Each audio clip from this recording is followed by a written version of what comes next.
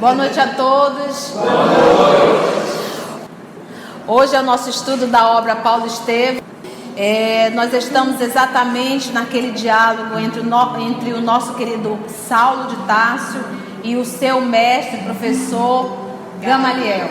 Então, aquele momento em que Saulo foi ao encontro de Gamaliel para saber o que fazer. Se tornou cristão, se converteu, não vai mais poder exercer o cargo de rabino, mas ele está meio que sem saber qual norte tomar, o que fazer. Então ele procurou o mestre Gamaliel para pegar as orientações necessárias, não é verdade? Então vamos iniciar. A nossa querida irmã Maria Luísa irá fazer a prece. E assim, Senhor Jesus, nós sabemos, Mestre amado, que Tu estás sempre olhando por nós, velando por nós. Mas mesmo assim, nós Te rogamos, estende as Tuas mãos para nós. E nesse momento, nós Te rogamos também que nos dê a inteligência suficiente para apreendermos tudo o que vamos estudar dessa obra maravilhosa, Paulo Estevam. Que a Tua luz possa beneficiar muito, muito a nossa querida irmã Conceição, para que ela possa nos esclarecer de maneira bem simples tudo o que tem nessa obra, para que possamos, com esses ensinamentos, continuarmos a fazer a nossa reforma íntima, a nossa reforma moral. Obrigado, Mestre amado, obrigada, espiritualidade amiga, que preparou esse ambiente e que está aqui conosco, com as suas caravanas de irmãos desencarnados que vêm aqui estudar conosco. Que nós possamos, todos reunidos do plano espiritual, do plano material, termos realmente uma noite de muitos ensinamentos, com muita paz, com muita luz. Obrigado, Mestre amado, e te pedimos então a permissão para iniciar o estudo da noite de hoje.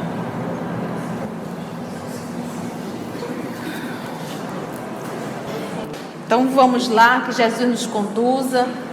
Então eles estão exatamente no momento do diálogo, Gamaliel e Saulo de Tarso. Lembrando sempre que Saulo de Tarso tem um carinho por Gamaliel como um filho para com o pai. O carinho dele é muito grande para com Gamaliel. Então vamos lá. Ele está falando aqui, nessa última fala dele, era em relação ao trabalho. Ele disse, olha, tu era doutor da lei, você vivia de julgar a atitude alheia,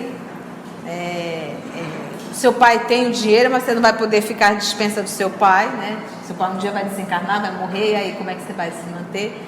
E aí é quando agora ele vem com aquela pergunta, o que você aprendeu na infância? Que nós falamos muito no estudo da semana passada sobre a educação, né? Essa profissão como fazendo parte da educação também.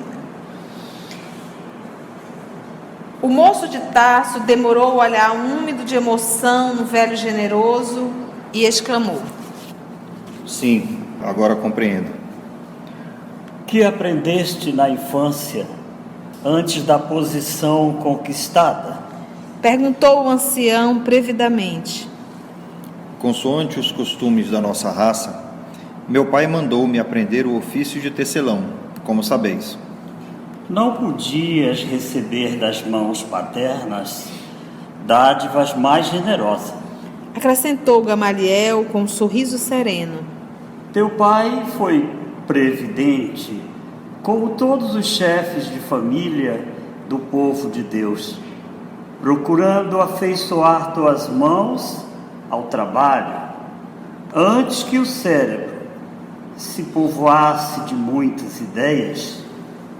Está escrito que devemos comer o pão com o suor do rosto, O trabalho é o movimento sagrado da vida.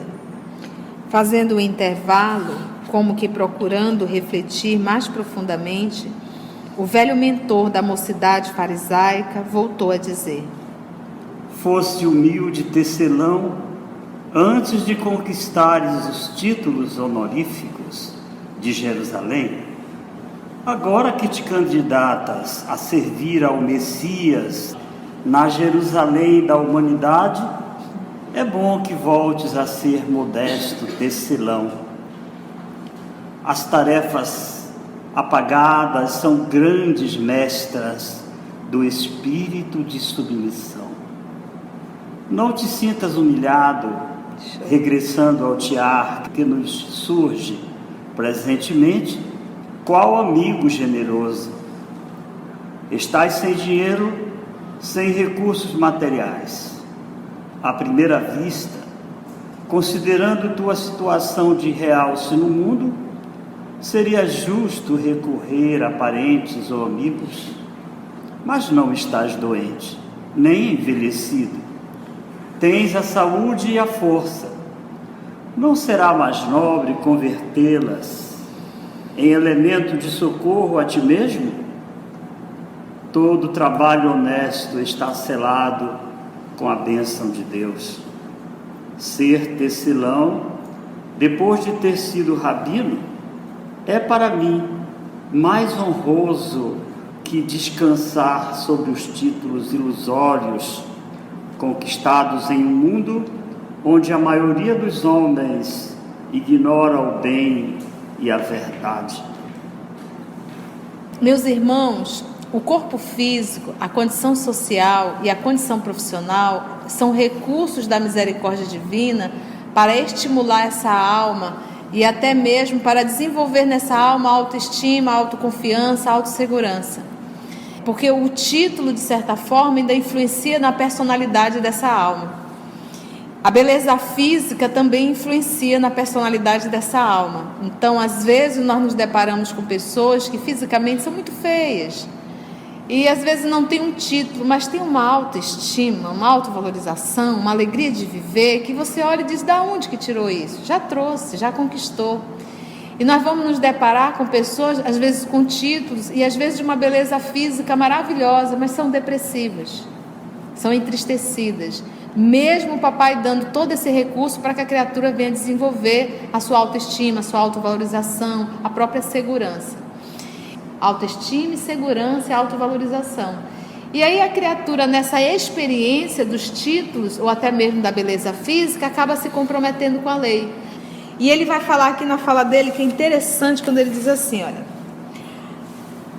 agora que te candidatas a servir ao Messias na Jerusalém da humanidade, porque o doutor da lei, ele servia na capital, em Jerusalém, a terra santa, aonde tinha um templo, aonde Deus habitava.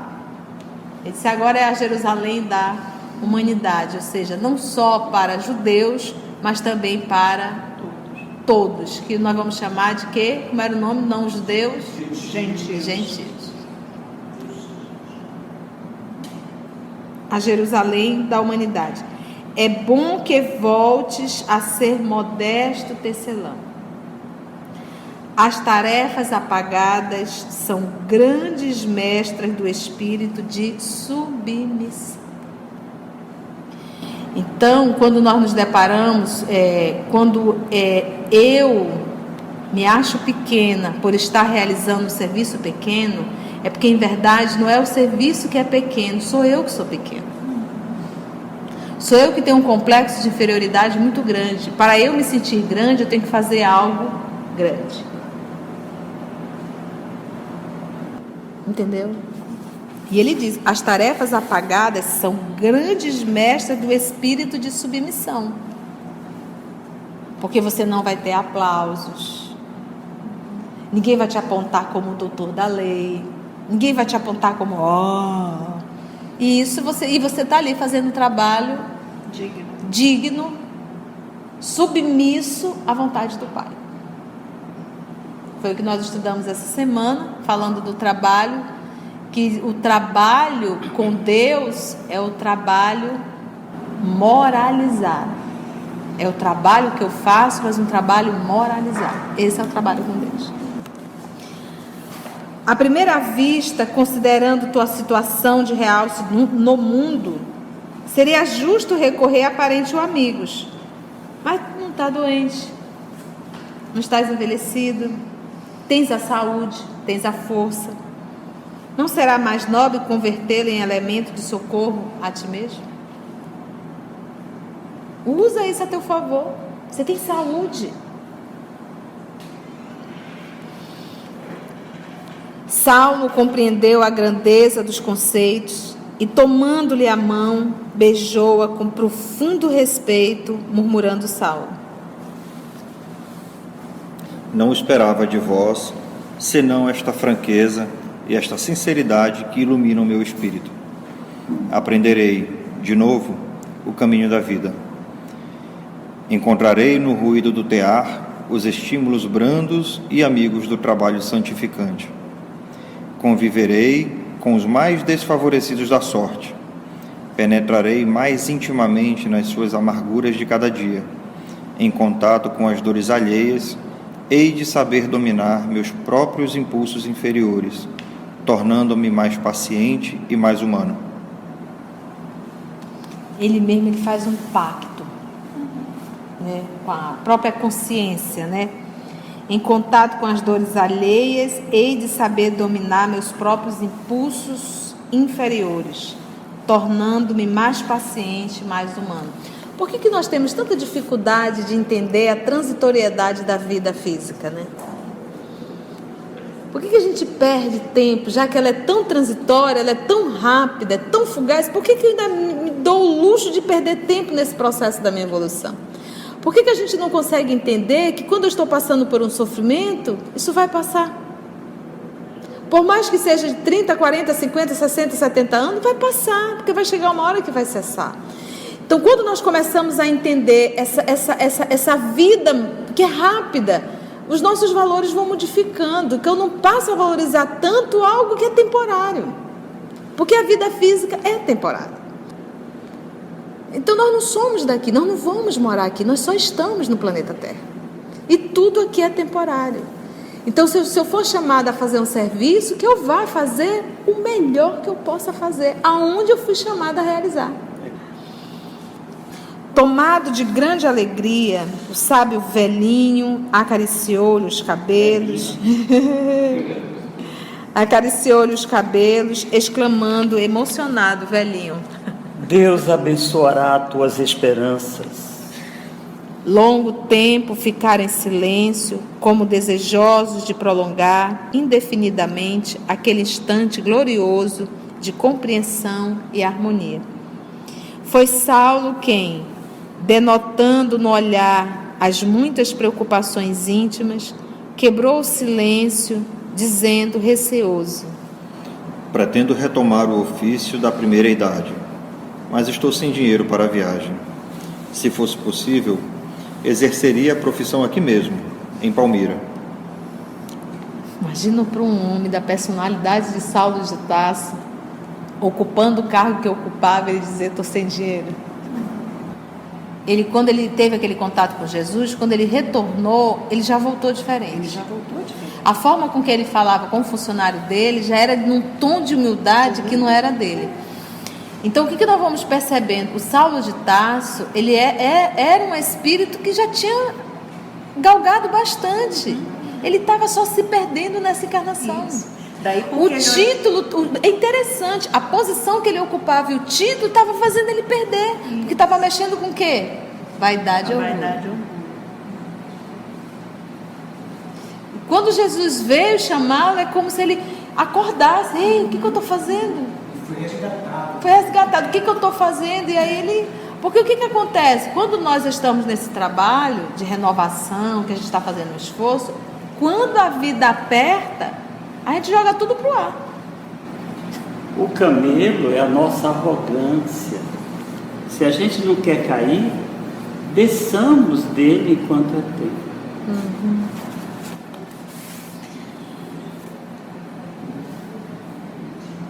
falava hesitante, deixando perceber ao venerável amigo a vergonha que experimentava, como a fazer-lhe essa confissão, que ele estava o quê? Sentindo.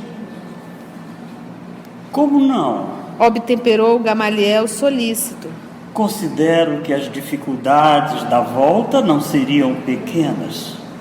Entretanto, não incluo nos obstáculos os problemas do dinheiro, porque, de qualquer forma, poderíamos obtê-lo para as despesas mais urgentes. Refiro-me simplesmente aos perigos da situação que passou. Acho justo que regresses a Jerusalém ou a Tarso, plenamente integrado nos teus novos deveres. Toda planta é frágil quando começa a crescer. As tricas do farisaísmo, a falsa ciência dos doutores, as vaidades familiares poderiam abafar a semente gloriosa que Jesus te lançou no coração ardente. O rebento mais promissor não se desenvolverá se o cobrirmos de detritos e lama.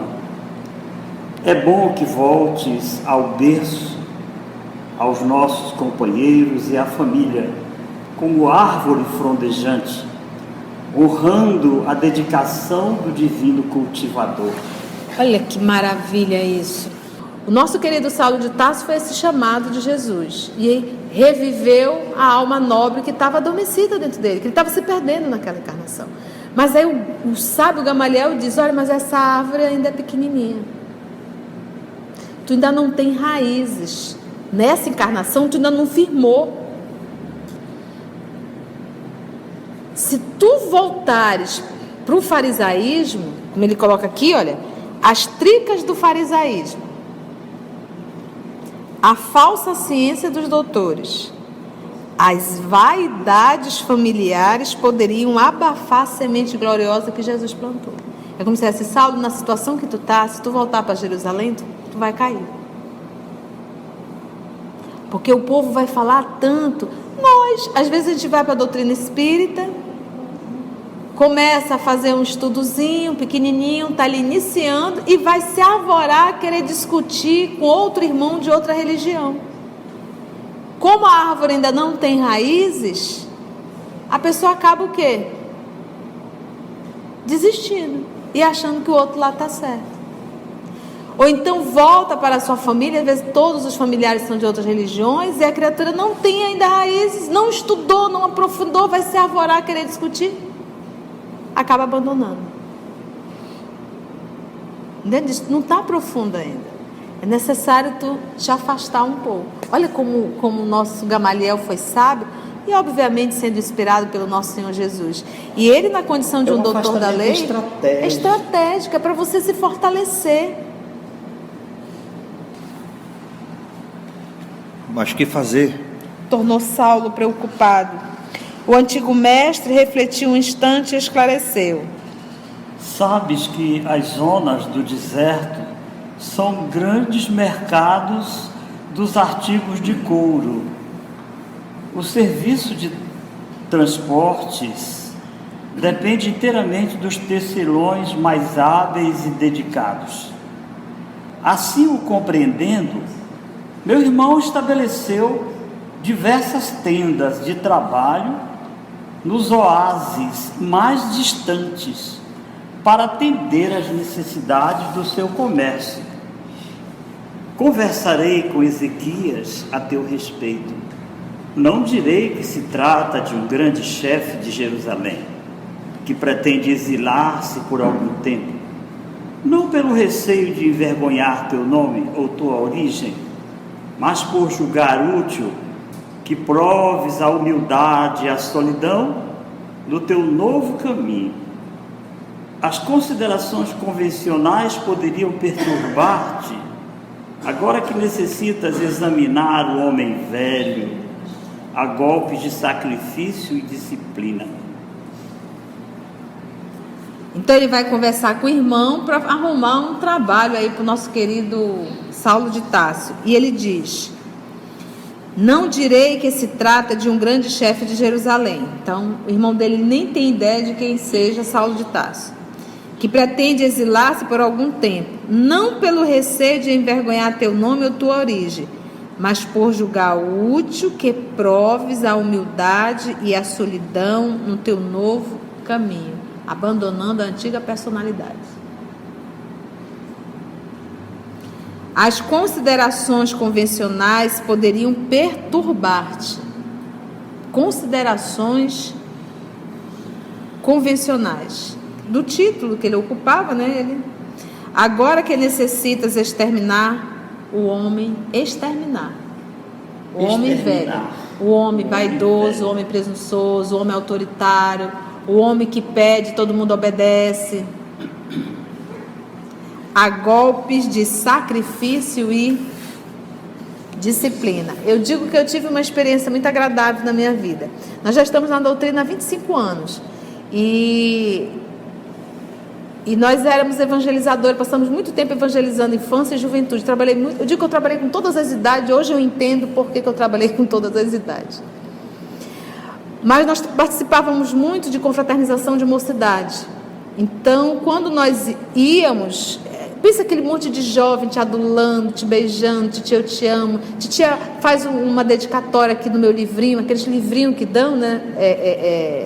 Para os encontros, cada um tem o seu livrinho, a gente fazia. Minha mão ficava doída de tanto escrever no livrinho dos adolescentes. E no ano seguinte eu não pude, porque eu iria fazer uma cirurgia, uma redução na mandíbula, e eu tinha que ficar em recuperação realmente. Então eu fiz, estava muito inchado e tal, mas estava dando já para levar, mas eu não podia forçar ainda, falar e tal, essas coisas todas. E aí uma amiga que estava coordenando disse assim: Mana, eu estou precisando muito de pessoas na cozinha, não tem pessoas para trabalhar na cozinha, tu poderia pelo menos nos ajudar a dar uma aliviada? Eu disse assim: eu vou, com uma condição, não diga para ninguém quem eu sou, porque ninguém me reconhecia. Ninguém me reconhecia, ficou muito diferente meu rosto. Tanto é que eu tive que fazer uma identidade. Ela disse: mas eu digo, não diga, fala qualquer outro nome, mas não diga que eu sou eu. Eu quero fazer essa experiência. Chefe espião. Chefe espião. Não, porque era um trabalho na cozinha,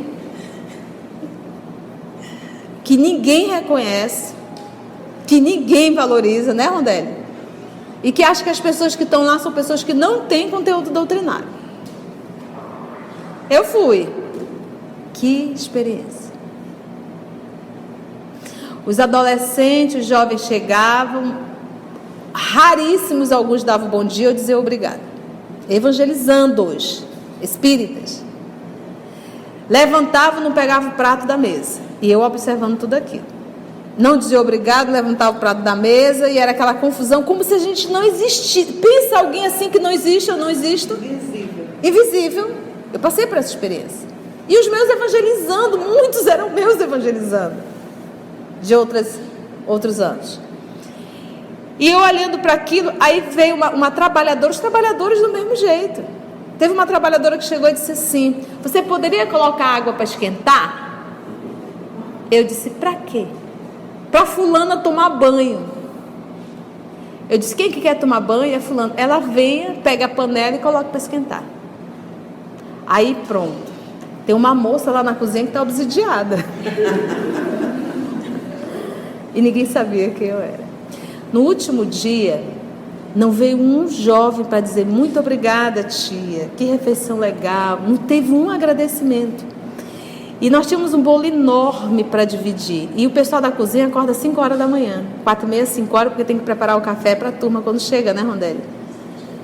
E eu ali fazendo aquele trabalho íntimo. Que laboratório foi aquele? Que parto foi aquele? Para mim, foi. E aí, quando foi no último dia, 10 horas da noite, não liberaram. 10h30 da noite, não liberaram. 11h30, meia-noite, as senhoras que estavam na cozinha, já assim, eu disse: vão dormir, deixa que eu... Você vai, eu digo, pode deixar, está cortado, eu dou o bolo. Eram 130, 140 jovens. Eu dava um bolo para cada um, e de 130, 140, um voltou para agradecer. As pessoas olhavam para o bolo, mas não olhavam para quem serviu o bolo. mesmo sabendo do horário. Sabe? Quando terminou tudo aquilo, e aí foi quando começou o zum, zum, zum dos trabalhadores, que aquela moça obsidiada era a Conceição. E aí ficaram cheios de dedo. Aí já começaram a se envergonhar de ter ido pedir para esquentar. Todo mundo tomando banho de água gelada. Por que um vai ter que tomar banho de água quente? Sabendo a quantidade de trabalho que se tem na cozinha. E aí ficaram meio cheio de dedo. Aí eu fui para o quarto, chorei convulsivamente. Porque foi um parto. E aí eu me deparei com vaidade. Entendeu? O trabalho, o aplauso, o reconhecimento, o professor, o dirigente, o palestrante. Ali não teve absolutamente nada disso. Então nós vamos nos percebendo com situações que estão dentro da gente que a gente nem percebe. Então era vaidade? Era. Foi doloroso? Muito. Valeu a pena? Muito. Então hoje eu digo, quando vem elogio, entra por um lado e sai pelo outro. E aprendi a respeitar bastante. Então, quando nós fomos para a avaliação, que eu não fui, mas eu chamei o coordenador, falei o absurdo de estarmos evangelizando os jovens naquela condição, sem orientar, sem conduzir, para pelo menos tirar o prato da mesa. Para comer o seguinte, cada um lavava seu prato. Entendeu? Então, esse trabalho aqui do nosso irmão, Saulo de Tarso, esse trabalho mais simples, mais humilde, é a mesma coisa que os nossos irmãos no Japão. Eles têm um hábito, quando terminam o serviço, pelo menos é o que se fala, eles vão limpar banheiro. Vão limpar os banheiros. Fazer serviço mais simples. Por quê? Porque desenvolve em nós a humildade. Quando eu vejo uma mulher, nós temos falado muito nisso, cheia de dedo, achando que pegar numa vassoura é isso, que lavar louça é aquilo, que o trabalho de doméstica é um trabalho... Isso é um problema dela, é um preconceito dela em relação ao trabalho. Só que vai ter que reencarnar numa situação que vai ter que fazer como serva. Porque vai ter que resolver essa encrenca. Porque os homens também. De vocês está guardado. Porque isso vale ressaltar o quê? Porque eu discrimino o trabalho por uma encrenca que está onde? Em mim. Então eu vou ter que lidar com isso. Se não for pelo amor, vai ser por uma imposição divina. Eu venho numa condição de serva. E vou ter que realizar para lidar com isso. Então, se eu tenho preconceitos, se eu sou cheia de dedos em relação a alguns trabalhos, isso mostra que a vaidade e o orgulho está gritando dentro de mim. E vai ter que ser trabalhado. Minha amiga, a sua dor maior foi pela água que você entrou? Naquele momento foi pelo não reconhecimento que você queria o aplauso aqui na terra. A falta do aplauso, exatamente, a falta do aplauso. Um trabalho anônimo. E isso estava se instalando e eu nem percebi. Entendeu? Alguma pergunta ou alguma colocação? Não. Vamos envolver o nosso irmão Maurício para fazer a nossa prece. Amado Mestre Jesus, só Tu, Senhor, tem essas palavras tão doces, tão consoladoras e tão acolhedoras para esclarecer os nossos conflitos íntimos, para apontar as dificuldades que ainda enfrentamos. Diante do Teu Evangelho, diante das lições de Paulo, fica tão mais fácil, Senhor, analisar a nossa vida, analisar o que temos feito, que tipo de lutas ainda estamos travando dentro de casa, no trabalho,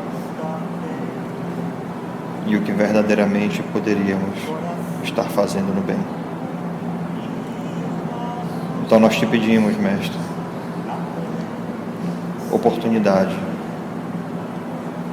que nós possamos aqui e agora, com a força e a saúde que temos, trabalhar cada vez mais nos unir e aprender a suportar o teu fardo que é leve. Que esse trabalho se inicie dentro de casa, com aquele que está ao nosso lado, os pais, os filhos, os parentes. Mas que todos esses ensinamentos, Senhor, possam ser distribuídos aos 4 cantos, iluminando corações, levando esperança a corações desalentados, levando força onde muitas vezes um coração já desistiu. Que nós possamos levar a Tua luz a todos os lugares, porque, como já foi dito, a luz do outro faz sombra em nós. Que possamos acender a luz dentro de cada um. Muito obrigado, Senhor, que assim seja. E me faz mergulhar nesse mar de brancura e paz.